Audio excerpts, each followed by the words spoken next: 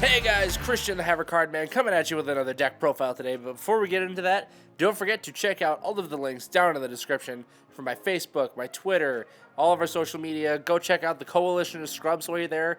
That's a group I'm in with several other YouTubers where we just get together, have a bunch of fun, make a bunch of different content for you guys to watch. So be sure to go check that out. And anyways, let's go ahead and get into today's deck profile of our Invoked. I don't want to quite say control, but kind of control profile.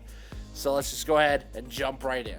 So first off, today, obviously, you got to have the main Invoked engine. So we've got our 3 copies of ALEISTER the Invoker. We're just going to go through all of our monsters here first. So we got the 3 copies of ALEISTER the Invoker. And obviously, we are running playsets of a lot of this stuff here. And all the other monsters that we're playing are just to get us into our Invoked monsters. And also to actually double as like some other stuff. As some other fun tech pieces. So we also are running 3 copies of Fantastical Dragon Phantasme. And this card is really good, allowing you to search your deck for more key pieces.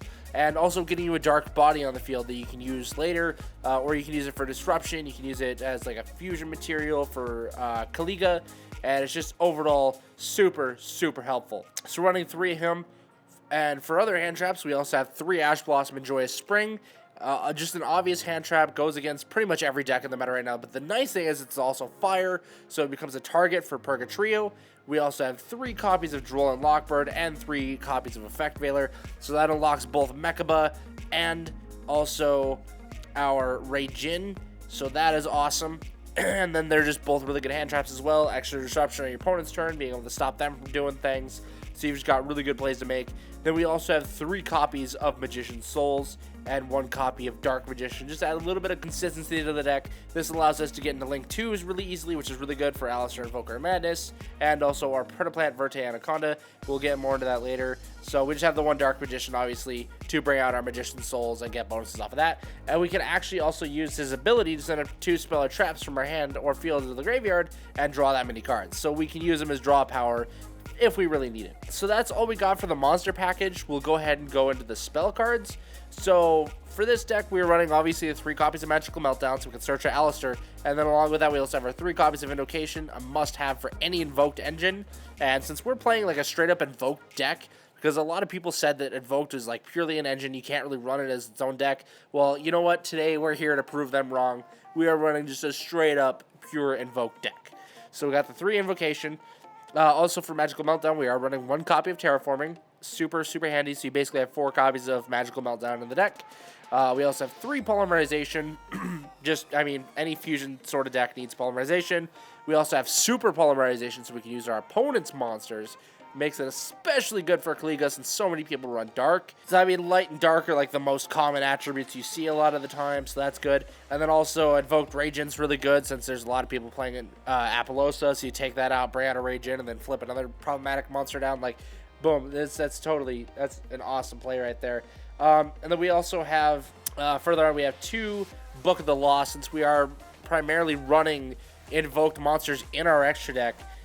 Book of the Law is actually really good. It allows us to take out any Invoked monster we want, and then we could actually go into an Invoked Elysium with just about anyone and blow up an entire opponent's field. So Book of the Law, actually really good there. Only need a 2 because it is searchable through ALEISTER the Invoker Madness, so you don't need to worry too much about that.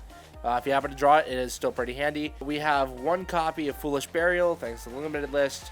This is good just for sending stuff to the graveyard if you need a specific attribute, so you can send one of your monsters to the graveyard and use Invocation to get yourself into a fusion play. 1 for 1, same thing, since most of our targets, Droll and Lockbird, Effect Veiler, and Magician's Souls are all level 1, so we have 9 total targets in the deck for 1 for 1, so essentially we have like 10 level 1 monsters, and it allows us to get into the attribute we really need a lot easier. So that's it for the spell cards. Now we are going to be going into the trap cards. We have 4 in total. We've got 2 copies of Chain Material, because it really doesn't matter where we pull from, as long as we're able to get into the fusion monsters we need. Totally great there. And then we also have Omega Summon, which, when you're running just a pure Invoke deck, this is actually overpowered.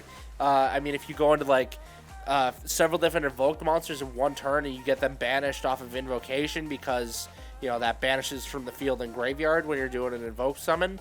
So if you're doing that and then you just set an Omega Summon next turn to get those monsters right back on the field. So, like, if you use a Kaliga and, like, an Aragian and all that stuff, you use those to go into something like your Invoked Elysium. If you fusion some of that normally with an Invocation, then, well, not only do you have an Elysium on the field, you can banish Elysium with its effect on your opponent's turn to disrupt their plays and get rid of their monsters. Then you can use your Omega Summon to bring all of them back. So, just super powerful move right there. Like, these plays are just insane. I will, yeah. I mean, even just Invoked Elysium, even if you don't banish itself, you can banish a different invoked monster from your graveyard. So Invoked Elysium actually is really good. So that's what we got from the main deck. Let's go ahead and sneak off to the extra deck really quick. Alright, so now on the extra deck, we'll start off with our Link monsters just because there's only 4 of them. Most of this extra deck is fusion monsters thanks to Master Rule 5. So obviously, out of necessity, we have 2 copies of ALEISTER, the Invoker Madness. Really good if you need to search for an invocation. And he's also provides you with more fusion material, so you can use ALEISTER the Invoker Madness plus an ALEISTER in your graveyard if you need to go into that Invoked Kaliga. And he also counts as ALEISTER the Invoker while on the field or in the graveyard, so you can use him for just way more fusion plays. Super handy. Then we also have Plant Verde Anaconda, just 1 copy, just because we really need to get into those fusion spells, so this really gives us more access to any of those fusion spells, especially Super Poly. So if we're going up against a really nasty board, but there's Super Poly targets on board, we'll just use Plant Verde Anaconda to go for that Super Poly and just take out their stuff. And then for the last of the Link monsters, we have 1 BORRELSWORD Dragon, just in case we really build up the board to go for the OTK. Is really good to have in there. So, I mean, BORRELSWORD's just a necessity for any extra deck in my mind. I really prefer him over Apollosa, I'm not going to lie. So, now onto the fusion monsters. We'll just go with the Invoked packet. I mean, there's really pretty much only Invoked in here for the most part, with 1 exception. So, we got 2 copies of Invoked Kaliga, 2 Invoked Raijin, 1 Purgatrio, 1 Magellanica, 2 Makaba, and 2 Invoked Elysium. So these provide like a lot of disruption. You can use obviously the Makaba to negate stuff. Magellanica is just a 3k beater. You have Purgatrio to just attack for a bunch of damage. 2 Raijins that you can use for just going in hard and being able to flip important, like very big monsters on your opponent's field face down, and very nasty monsters on your opponent's field face down, with the exception of Links, obviously. But Master Rule 5 Raijin gets a huge increase in power.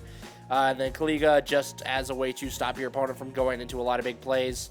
I am thinking about throwing Cross Sheep in here, but I don't think it's quite that worthy.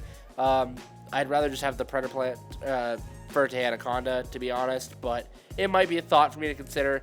And then the one other card we have in here is our Starving Venom Fusion Dragon, just in case there's 2 darks on our opponent's field, so we can use this, take both those out, and get ourselves a Starving Venom Fusion Dragon, and then we can use that later for Invoked Elysium if we need to. So we've got tons of options to just turbo out these monsters from the extra deck. And you'll notice there's a lot of high-priced cards in this deck. And I'm only playing it on YGO Pro for that reason, because there's no way I would ever have the budget for this deck. Because, I mean, you look at it, I mean, obviously Invoked monsters are going way up in price right now because of the Invocation All lists. I'm recording this just before Master Rule 5, by the way, just in case you guys didn't know. This might be a little bit late. The meta might shift by then, but... and then Magician's Soul's probably still pretty high thanks to Spirals and Phantasme. I mean, he just dropped because of Dual Overload coming out. And the Invocations, of course. This whole thing is just pricey. So don't expect to be just buying this on your own, like all at once, because that is going to be a high price point. You're looking at several $100s. Even just for a few play sets of cards. So really, this is just something to play online and have fun with. If I ever were to build this in person, well, I don't know if I'd even really take it competitive, just because I can't guarantee it would fare that well. But I'm having a lot of fun with it so far. There'll be some replays right after this. But that's all I got for the deck profile itself. So thank you guys so much for tuning in today. I hope you enjoyed. I really hope to see you all in the next video. Remember to like, comment, and subscribe if you enjoyed the video. And once again, hope to see you all next time. Remember to have fun and make your move. Peace out.